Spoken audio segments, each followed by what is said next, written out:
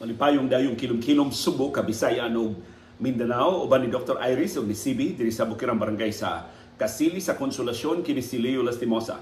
Magpasalamat nga sa makausap pa inyong gipadayon sila tagsa-tagsa ka mga Pinoy-anan. Karong hapuna, ang atong sugilano naguluhan og paglingkawas. Dunay tuto ka importante kayong mga adlaw sa atong kasaysayan sa Subo. Atong 1898 karong buwan sa Disyembre. Pero ambot kung sa rason, wa gyud magtagad ang ato mga leader sa Subo, wa gyud ipahinumdom natong mga Suboanon unsa ka importante, unsa ka makahuluganon ining tuto ka adlaw. Maybe tungod kay sikit ka is Pasko, maybe tungod kay sikit ka is Rizal Day, pero ang musunod nga tulo ka adlaw labihan ka halandumon ug importante nga bahin sa atong kasaysayan. Una, December 24. Mao'y pag-surrender sa mga katsila din sa Subo. Nibiya ang mga katsila din sa Subo o nakuha, nahimong gawas nun ang mga Suboanon.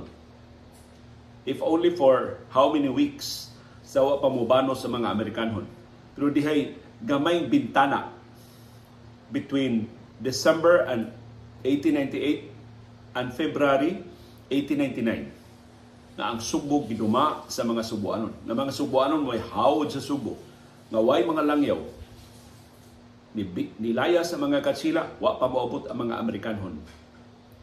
December 24. Ni-surrender ang mga katsila sa mga Suboanon. December 26, karong adlaw, sumad, tangkod, karong adlaw in 1898. Formal nga nibanos sa pagduma sa Subo ang militar, ang Suboanong mga sundao na nagpadaugon batok sa mga katsila. Ug December 29, tulo ka adlaw gikan karon mao ang liberation of Cebu. Ang kasaulugan na lang ni. Pero ang aktual nga pagdaog sa Subo ato pang December 24 ug karong adlaw December 26. Pero ang formal nga kasaulugan kanung sa naglipay ang mga Suboanon, nagsaulog ang mga Suboanon, gipasinunggan ang mga bayani sa revolusyon sa Subo batok sa mga katsila nahitabo December 29 diya sa Plaza Independencia. Ambot nga nung way nagtagad pagtimaan sa liberation of Cebu kada Disyembre 29. Tuod lagi tingali kay pag-uratan sa ulog sa Pasko gahapong adlaw, unya December 30 kasunod adlaw maong adlaw ni Dr. Rosa Rizal. So murag alangani no nga doon na tayo laing holiday, mabulukon kayo nga holiday, kanindot unta na sa ulugon ang paglingkawas sa Subo, ang liberation sa Subo on December 29, 1898. Pero tugod ako sugdan ito sugilanon karong hapon, pinagi sa masuluon kaayo nga aspeto na ang mga gagmay din Subo, ang mga katsila o ang mga Suboanon nag-away pa. Pero ang mga higante nagkasabot na. December 10, 1898, nagkauyo na ang Espanya o ang Estados Unidos na mubiya ang Espanya sa iyang mga colonies including the Philippines o in fact iyang ibaligya ang Pilipinas ngadto sa Estados Unidos. December 10, nagkasabot na sila. Kaya na nagubat pa tarin, nag-away pa tarin. Hangtod December 24, sa dihang ni-surrender ang mga katsila. Although, ang effectivity sa Treaty of Paris na naumol December 10, 1898, ni-take effect siya April 11 na 1899, human sa ratification sa mga Bible-oranan sa Estados Unidos o sa Espanya. Pero diha na ikauyonan. Kaluoy no sa mga gagmay sa ato mga katiguangan.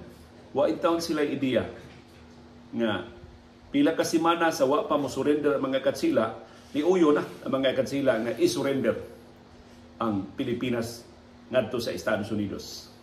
Pero mao na ang pait nga kamatuoran sa kinabuhi. Ang mga mayukmok mo'y makadugo, mo'y makahugaw, mo'y masakripisyo, ang mga dagko nagkasabot na di nag-inom na pagsaulog sa ilang kasabutan.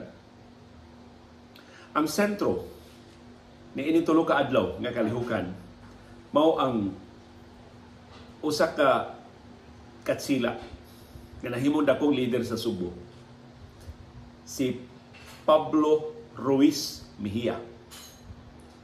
Kung kahinomdom mo, si Pablo Ruiz Mejia mo'y gipili sa mga katsila na mo'y mo representar sa mga why nagtudlo niya ang mga katsila mo'y designate ni Pablo Ruiz Mejia nga mo'y mo representar sa mga Subuanon isip atol sa pag-turnover sa Subo. So, apparently, mga katsila, nahibaw na nga napildi sila sa revolusyon or nahibaw na sila nga nauyo na ang Treaty of Paris. Naingon sila, sige, muhawa na mi Subo. Pero Pablo Ruiz Mejia, ikaw among itudlo, ikay dawat sa turnover sa Subo. Kinsa man ni si Pablo Ruiz Mejia.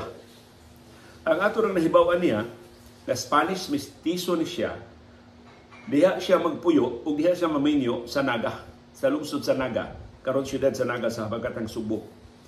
Doon na siya duha ka anak lalaki nga nahimong mga mayor sa Naga. So kana mga Mejia, kadto mga Mejia nga mga mayor sa Naga, mga anak to siya ni Pablo Ruiz Mejia. Nahimo siyang caretaker governor. So atong pila ka adlaw sa pagbiya sa mga katsila, ang atong gobernador din sa Subo mao si Pablo Mejia.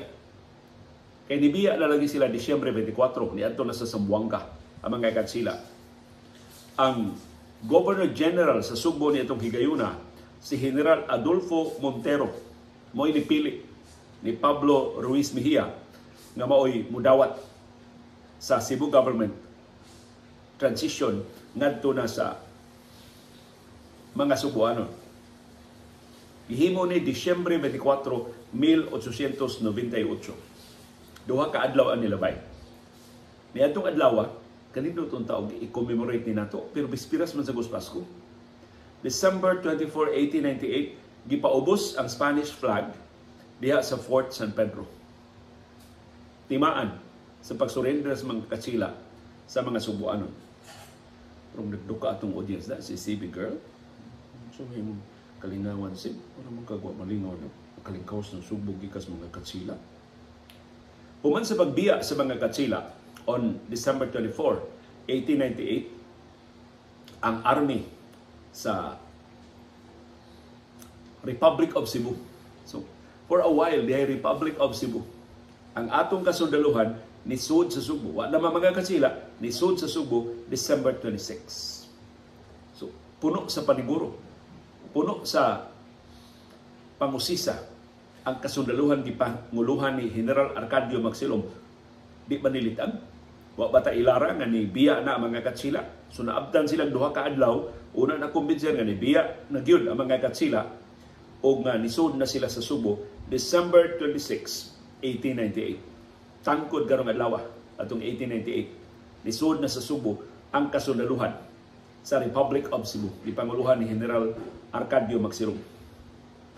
Pag-abot sa puwersa nilang Magsilom, gi-turn over na ni Mejia ang pagduma sa gobyerno ngadto sa Revolutionary Army sa Republic of Cebu.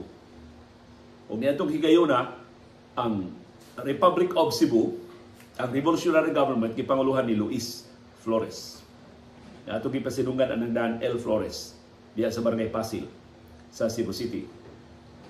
Kining turnover gikan ni Mejia ngadto ni Flores nahitabo December 29, 1898. So muna ang December 29 angay gyud unta natong timanan isip Liberation of Cebu. Sa ato pa si Mejia nahimong gobernador sa Subo for 4 days. No, 5 days. December 24, 25, 26, 27, 28, 29. Adong 1898. Mauna ni ang pagsugod sa Republic of Cebu or Philippine Republic in Cebu. So unsay nahitabo sa December 29, 1898, tibuok adlaw ang kalihukan diha masentro sa Plaza Independencia. So maka-imagine kas kalipay bas mga Subuanon human sa kapintulo ka gatos ka tuig nga pag-ulipon sa mga katsila. Finally, nakalingkawas ang mga Subuanon, nakalingkawas ang Subo gikan sa mga katsila, o hilabihan tingali sa diya sa ilang pagsaulong diya sa Plaza Independencia. Ang labing inila nga mga leader sa Republic sa Subo gipanguluhan ni Luis Flores, Arcadio Maxilom, Enrique Lorega, Alejo Mendoza ug uban pa maoy na sentro sa Pasidungog. Kay sila may labing isong na nakig-away, nakigubat sa mga katsila. Niadtong adlaw, December 29, 1898, ang mga bayani sa revolusyon sa Subo gipanguluhan nilang Luis Flores ug Arcadio Maxilom ug ang mga katiponeros nga kasagaran nagbase sa San Nicolas ug sa Mambaling ni marcha gikan sa kadalanan sa Subo padung sa Plaza Libertad, karon Plaza Independencia na, aron pagsaulog sa pagkahimugso sa Republic of Cebu. Ang tibok adlaw nga kalihukan gitiman-an og piging, so kumbira. Way tihik-tihik nga kumbira, pagkaon. Unya mga pakigpung, pasidungog, pahalipay, pasalamat sa paglingkawas sa Subo. Kadtong adlaw, mausab to ang katapusang higayon na nakita na bantang sa mga Subuanon ang panakiusa sa mga katiponero din sa Subo. Kaya shortly after, nabuak-buak naman sila. Muna pait na bahin ini mga sugilanon na ito karong hapon. Gikas kadaugan ang pagkabuak-buak sa Subuanon ng mga katiponero. Pipila nila na namatay in town tungod kay nangasakit atol sa gubat, nasamdan atol sa gubat. Dili baya sa yun. Nag-torture sila sa mga gwardiya sibil. Nakigubat sila sa mga katsila. Ang labing grabe nga panghitabo mo ang pagka-ugdaw sa tuburan. Mo'y labing na kumpildi sa mga Subuano.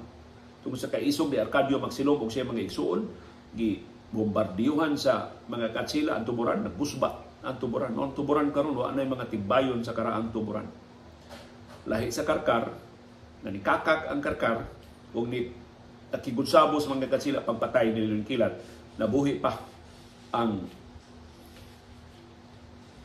poblasyon sa Karkar, ang karaang kabalayan o ang rotonda sa lungsod sa Karkar. Pero adtong adlaw, December 29, 1898, ang batanon ng mga Subuanon, mga babae o mga lalaki nga niapil sa revolusyon, hilabing katamis sa ilang pagsaulong o sa ilang pagpasalamat nga nidaog ang ilang revolusyon batok sa mga katsila. Of course, ang ilang mga kauban ng mga mistiso na tag-as og edukasyon nagsugod ng mapa unsay sunod nga mahitabo karon nakalingkawas na ang Subo. So apil sa nahimong mga leader sa Subo human sa paglingkawas sa Subo mo silang Julio Llorente, Luis Flores, Juan Climaco, nga gitawag nga kapitan municipal sa Toledo. Mauning katapusang higayon nakitaan sa mga Subuanon nga ang interes, ang politikan ng mga ambisyon, inibatanon ng mga Subuanon ilang gipadaplin para sa Subo, para sa nasod. Ang nawanira gid nilang tanan mao si Arcadio Maxilom. Kay si Arcadio Maxilom uncompromising ug tungod kay isukol sa mga Amerikano gip apiki pag-ayo si Arcadio Maxilom. Ato naman na sulti dinhi sa diyang atong gituki ang iyang kinabuhi o kamatayon. Pagkasunod adlaw, Disyembre 30, gipahagayon ang eleksyon sa Casa de Gobierno na nahimutang atubangan sa Plaza Independencia na nitong higayon ang gitawag og Plaza Maria Cristina. Ang napili nga presidente o gobernador sa Subo mao si Luis Flores. Ang vice-presidente o vice-gobernador mao si Julio Llorente. Gawas nga siya gobernador sa Subo si Luis Flores, no si Julio Llorente gihimo sang mayor sa siyudad sa Subo. So concurrent ang iyang pwesto. Unya si Pablo Mejia mo'y treasurer sa Pantalan. So ito yung posisyon si Mejia sa pag-organisar sa bagong gobyerno sa Subo. Pagka bagong tuig, Enero 10, 1899, sa ito pa, pila lang kasimana, human sa paglingkawas sa Subo, gipahigayon ang laing eleksyon. Nihigayon na aron pagtukod na sa civil government sa Subo, ubos ni General Emilio Aguinaldo. Ang napili, mao ang laing Spanish mestizo nga si Florentino Ralios, isip presidente. Samtang si Alejandro Valle isip vice-presidente. Sa ato pa, technically, ang labing unang napili nga mayor sa Cebu City mao si F. Ralios. Kanang atong pasidungan karon sa daan nga F. Ralios, si Florentino Ralios. Tungod sa pagbiya sa mga katsila, ang mga Subuano na nagduma sa probinsya o sa siyudad sa Subo. O ang mga Subuanon gitudlo na aron mo'y muduma sa 13 ka mga distrito sa Subo. So timan ninyo lingan sa mga distrito, wa na ning ubang mga ngan karon. Una distrito, Lutaw. Kanang Lutaw na ako na doon sa Carbon, diha kuno ang baligyaanan sa mga Filipino-Chinese na mga negosyante sa una. Pampango, asan ang Pampango karon? Suba, napaan Suba. Tinago, napaan Tinago. Mauko, wa na tayo Mauko. Parian, napaan Parian. Likod, asa man ang Likod. Pili, o Pili. Ermita, napabilin pang Ermita. Zapatera, napa. Carreta, napa. Tejero, napa. O Kugon. So kanang Kugon Ramos, Kugon na ingan kanya ito. Dayon pagka January 24, 1899, less than 1 month, human sa paglingkawas sa Subo, si General Emilio Aguinaldo ni ila sa gobyernong gipanguluhan ni Luis Flores sa probinsya sa Subo, hangtod nga mapahigayon ang eleksyon sa mga probinsya. Pero Pebrero 21, 1899, niabot ang mga Amerikanhon. Idunggo ang American Forces sa Subo. Pagdunggo sa mga Amerikano, didemanda din sila sa pag-surrender sa Subo. Si Julio Llorente, na bago lang gipasidunggan sa iyang papel sa revolusyon, dali kayong ni balitok o ni uyo na mo surrender sa mga Amerikanhon. Dito magsubod og kabuak ang mga leader sa Subo. Si Arcadio Magsilong o si Juan Climaco ni Baliban. Ni-insister na dili sila mo surrender. So sa usa ka bahin, si Julio Llorente o si Luis Flores mao ni surrender. In fact, si Magsilong o si Climaco nagsugod na sa pagkolekta o mga armas o ubang kahimanan, kanahibaw sila makigubat na sila sa mga Amerikanhon. April 16, 1899, sa tupad duha ka buwan, human sa pag-abot sa mga Amerikanhon, gitudlo nga provincial president sa Subo atol sa konbensyon nga nagrepresentar sa 40 sa 58 ka mga lungsod sa Subo. Iyang gipulihan si outgoing President Luis Flores, si Julio Llorente. So mo ni ang premyo sa iyang pagtango sa Subo, pag-surrender sa mga Amerikano, gihimo siyang gobernador sa Subo. Pero ang iyang termino na putol pagka June 1899, sa dihang si Lieutenant Colonel Thomas Harner ni asumer isip military governor tungod sa revolusyon na gilusad ni General Arcadio Magsilong. Kinsa nagdumili pag-surrender sa mga Amerikanhon.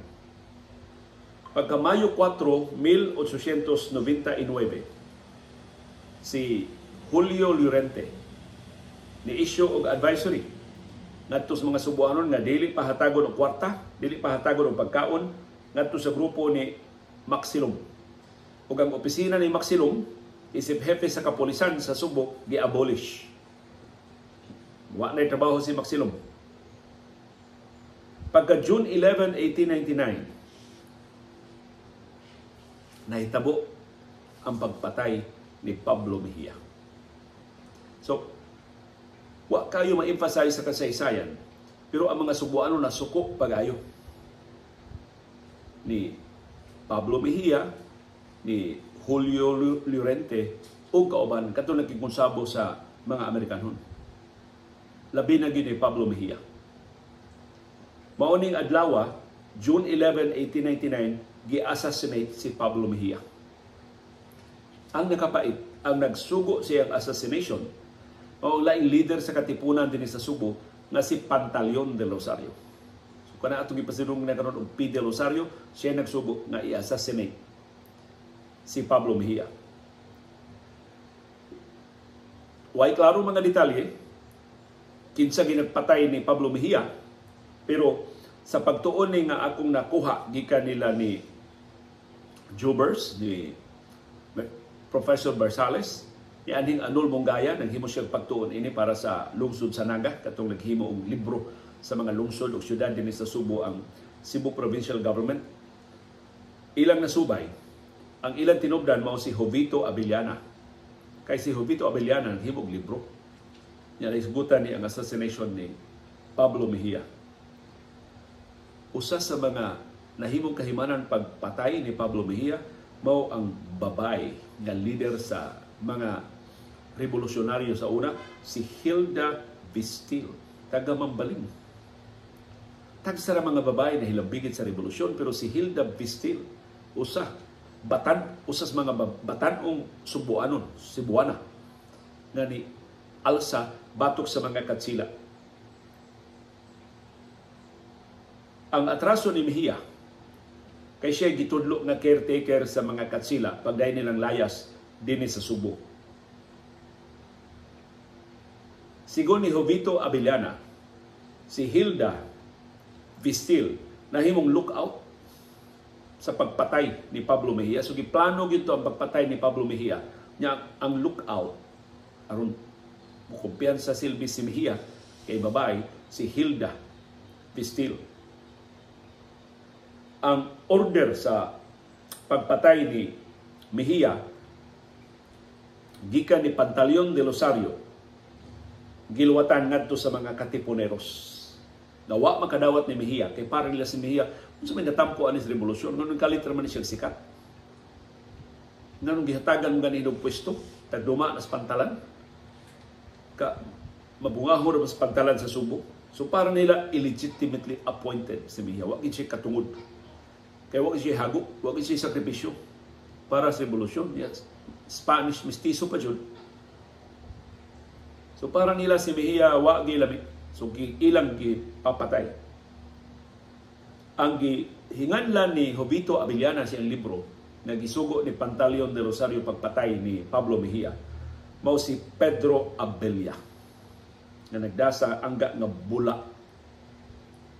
Siya gitahasan pagpatay ni Mejia uban sa tabang sa laing katipunero nga si Miguel Cabarrubias.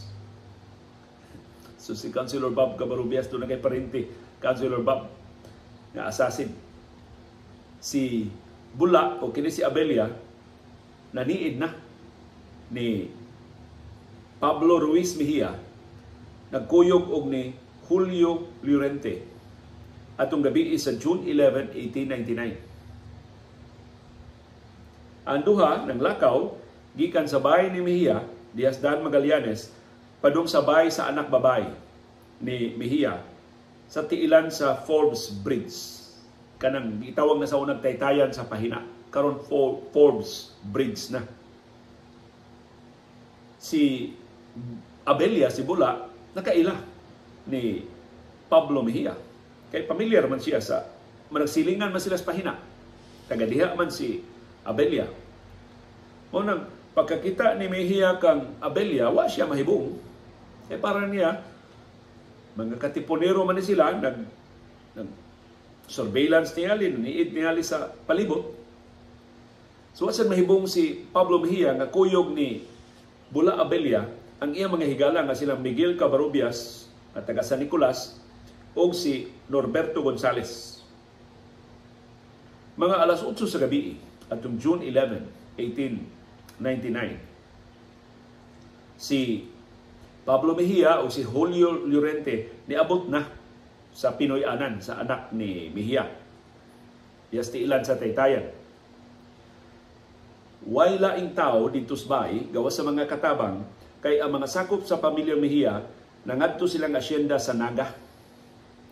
Aron nga si Pablo Mejia makakuyog ni Julio Llorente o sa iya mga higala na makagahin sila og panahon dito sa ilang Pinoy-anan. Niduol si Bula Abella, nagdasyag sigarilyo nga wa pa madagkuti, nangayo siya og light. Napadagkot silbi siya. So doon siya rason pagduol ni Mejia. Ikumpiyansa si Mejia, kay kaila lagi siya. Pagduol na gyud ni Bula Abella, kalit siya bunot sa iyang kutsilyo ug iyang gidunggab si Mejia sa dughan. Kiintimano ginagdunggab sa dughan.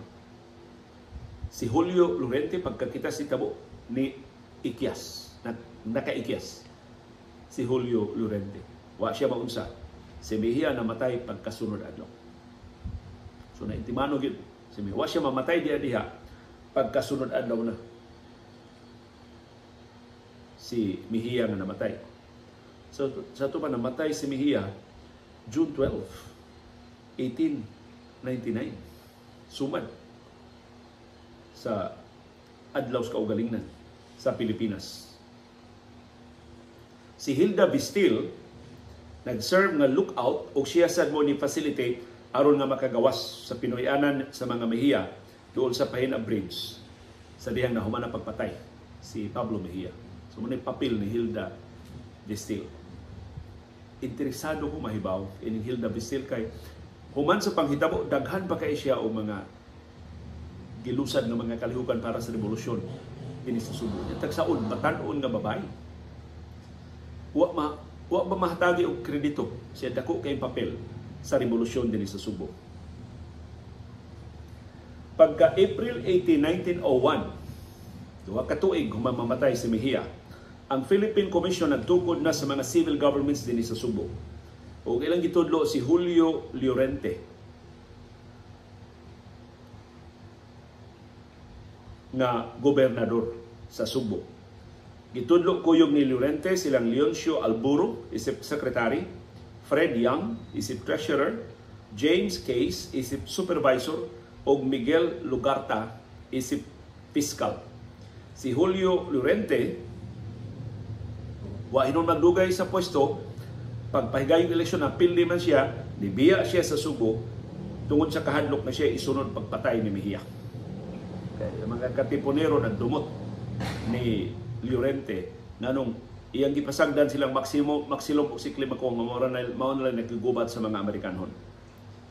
Si Llorente niadtong Manila o gitudlo siya kay pinangga man siya sa American government, gitudlo siya sa judiciary ubos ni General Otis. So pa siya nahimong gobernador sa Samar. Siya labing unang gobernador sa Samar. Muna na ay lungsod sa Llorente dito sa Samar, pasidungog na niya. Nisud sa salida, nisud sa esena ining pagbiya na ni Llorente, pagdaog na ni Climaco isip gobernador, si Segundo Singson. Nahimo siyang acting governor sa Subo sa transition gikan ni Julio Llorente ngadto ni Juan Climaco. Kaya nidagan man ni sila duha pagka-gobernador, napildi si Llorente tungod lagi sa pagtanaw sa mga Subuanon nga maki-Amerikano. Si Climaco mo'y pili sa mga Subuanon kay si Climaco ni unong gyud di Arcadio Magsilong pagsukol sa mga Amerikanon. Sawa pa siya maka-asumer sa pwesto pagka-acting governor, si Segundo Singson natudlo sa mga Amerikanon isip huwes sa Court of First Instance. Kaya abogado man si Segundo Singson. Ug di ana ang katay na nis mangangan sa mga labing inilang mga Subuanon sa unang panahon. Si Segundo Singson, anak ni Mariano Singson, ang labing dato na Subuanon ni atong higayuna. Si Mariano Singson maoy maninoy sa bunyag ni Don Pedro Gotiauco, ang apuhan, ang lolo ni Attorney Augusto Go. Kining presidente, kining tag-iya karon sa University of Cebu. Muna nga ni Pedro Gotiauco Pedro Singson Gutiauco. Kay si Singson mo iyang maninoy. Si Segundo Singson nahimong abogado April 21, 1902. So man siya nahimong acting governor na kapasar siya sa abogasiya. Si Segundo Singson apil sa mga Subuanong leader nga gitudlo sa mga Amerikanhon. Uban ni Julio Llorente, isip 11 gobernador sa Subo. Ang ubang mga Subuanon nga gitudlo sa mga Amerikanhon mao silang Florentino Ralios, isip 11 mayor sa Cebu City. Si Segundo Singson apil sa nagtukod, nagpasiugda ug nagsuporta sa Sirkulo Cebuano nga gipanguluhan ni Don Mariano Albao Cuenco. Kinsa mo ni hagit sa Ralios Soto faction atong 1903. Sa ato pa ang linya sa mga gobernador sa Subo, naglakip ni General Arcadio Molero Maxilom. So, atol sa bubo kay panahon duha ra ka buwan nga Philippine Republic sa Subo, si Arcadio Maxilom ay gobernador sa Subo gitudlo sa revolutionary government. Dayon si Julio Llorente gitudlo sa mga Amerikanhon, pinagi ni Governor General William Howard Taft. O dayon si Segundo Singson, kinsa acting governor sa wa pa asumer ang nakadaog pagka sa eleksyon na si Juan Climaco. Ang mga kadungan ni Segundo Singson sa liderato sa Subo niadtong higayuna mao silang Mariano Veloso o Judge Miguel Lugarta. So nahuwis na Lugarta gikan sa pagkapiskal. Ang ikaduhang asawa ni Segundo Singson na si Eleuteria Chong Veloso igsuon sa unang asawa ni Sergio Osmeña Sr. na si Estefania Chong Veloso. Sa ato pa, si Segundo Singson, brother-in-law, bayaw ni Sergio Osmeña Sr. Si Segundo Singson, unang naminyo ni Filomena Reyes, na taga-Parian o taga-Valladolid sa Karkar. Si Segundo Singson, dunay anak nga ginganlan og Juan. Kinsasama niya nahimo sang abogado atong 1905. Ang igsuon ni Segundo Singson mao silang Crisanta, Camilla, Clotilde, Maria ug Hilario. Si Segundo Singson naminyo pag-usab human namatay ang iyang unang asawa. Ang iyang ikaduhang asawa mao si Doña Eleuteria, kinsa ng anak sa mosunod. Sumuni ilang mga anak ni Segundo Singson o ni Eleuteria Chong Veloso. Si Paz nga naminyo ni Jose Ernaiz, si Hinoveva gitawag Unyura Bibing nga naminyo ni Dr. Augusto Santos Villalon Sr. Sumuni kanin yutaan nga mga Villalon mao ni ang pamilya ni Hinoveva. Rosario naminyo ni Dr. Virgilio Rufino Sioco Gonzales o Concepcion. Duringan sa Cebu City para sa anak ni Segundo Singson na si Juan Singson. Mao na ang daan nga nagsumpay sa Dionisio Hacosalem o San Jose Street diha sa Cogon Ramos. Si Segundo Singson usas mga abogado ni Escolastico Rosales Duterte sa kasong gipasaka batok ni Florentino Ralios. Di man ni kining Ralios case sa Cebu City ngantud karon nahimo pang kontrobersyal, mao ni si Florentino Ralios. Pero lahi ning kasuha. Kining kasuha mahitungod sa management sa buwangan dinhi sa Subo. Niabot yun sa Korte Suprema ang kaso, pero eventually nakadaog si Segundo Singson sa mga kaso batok ni Florentino Ralios. Ka mabulukon bas sa kinabuhi sa ato mga leader sa Subo sa unang panahon. Pero sa hindsight makasulti ba ka nga ang mga mananaog yun boy hawd ang na padaplin in town bisan usa kadako sa ilang papel sa revolusyon nahog nga way nahot nahog nga way lamig sama ni Arcadio Maxilom nawanig yun si Arcadio Maxilom. Salamat na lang di na nato makalimtan ang iyang kababayanihon ang kadako siyang tampo pagpalinggawas sa Subo gikas mga katsila. Isubay unta siya pakig-away, wa gid siya nahimo batok sa mga Amerikanon.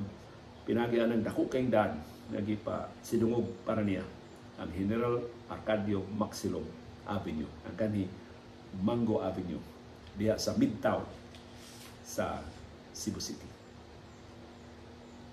So, balik ko sa akong orihinal nga punto pagsugod sa atong sugilanon, kinsay mo baro aron pag-auhag na atong sa ulogon ug angay lang na atong timan-an tungod sa significance ining adlaw ang liberation of Cebu gikan sa mga katsila. Tungod ba lang kay in between sa Christmas Day o sa Rizal Day, dili na lang nato hatagig importansya ang liberation sa Subo on December 29, 1898 or 3 days from now. Hinaot, doon ay mga leader sa Subo, doon ay mga Subuanon nga mo pabati sila tingog. Kini na kinahanglan ni Act of Congress, pero kinahanglan sila sa suporta sa Malacañang na dili nato kalimtan. Dili tingali nato i-declare nga holiday, pero doon na untay special commemoration. Doon na untay pagtimaan, doon na untay paghinumdum, doon na untay paglantaw pagbalik. Nani anang adlaw December 29, 1898 nakalinggawas ang Subo gikan sa mga katsila. Napalaya sa mga Subuanon ang mga katsila. Kung naabtan gyud og duha ka buwan ang kalinggawasan, ang kagawasan sa mga Subuanon, sawa pa siya sa kupa sa laing mga puti ang mga Amerikanon na niabot din ni pagka Pebrero pagkasunod tuig 1899. Uban ni Dr. Iris ug ni CB diri sa Bukirang Barangay sa Kasili sa Konsolasyon, kini si Leo Lastimosa. Magpasalamat sa inyong padayon nga pagsuporta, pagsubay ug pagpaminaw sa atong panahom dayong kilom-kilom. Thank you very much, Ping Ping Girl. Nagduga-duga man